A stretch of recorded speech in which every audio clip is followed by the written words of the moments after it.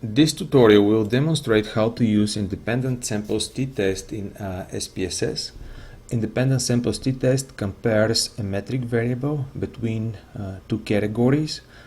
For example, a question that will require the use of independent samples t-test is: who likes more coffee, males or females? Let's compare, let's use gender in our independent samples t-test to see if males and females worry in the same way about global warming. We select independent samples t-test from the SPSS menu.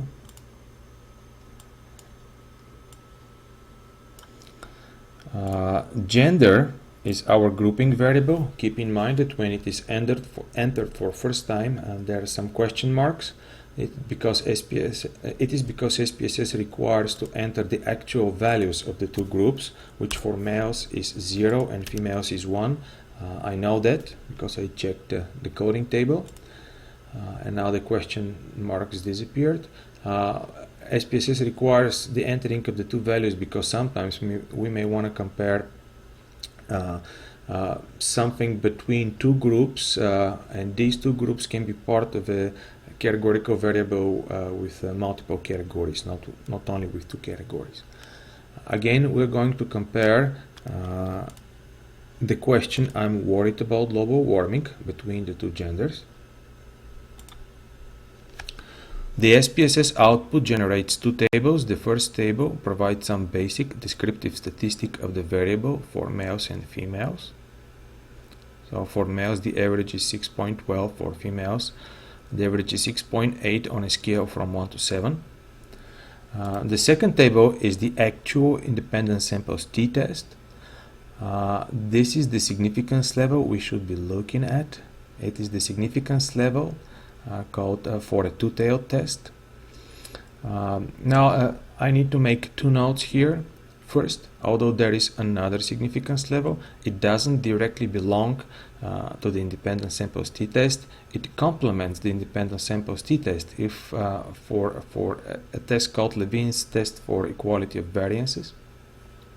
But technically speaking, it is not part of the independent samples t-test, so we will ignore this significance for the moment, and this is our significance which we would like to know. The second note is that we have two significance level. It is because the independent samples t-test was performed twice.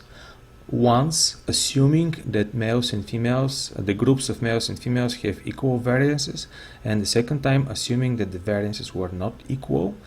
This can be very important in certain statistical situations, but for more practical purposes, these tests usually yield very similar, if not identical results. I'm not saying it is not important. I'm saying that for practical purpose, these two significance levels, you can expect that they always will be very, very close, if not identical, as in our case. I would recommend looking at the first significance level. And in our case it is above 0.05, which means we cannot reject the null hypothesis that males and females worry in the same ways about global warming. In other words, because we do not reject the null hypothesis, the test suggests that males and females worry in the same way or do not have different opinion about global warming. So the opinions of males and females are equal, statistically equal in our case.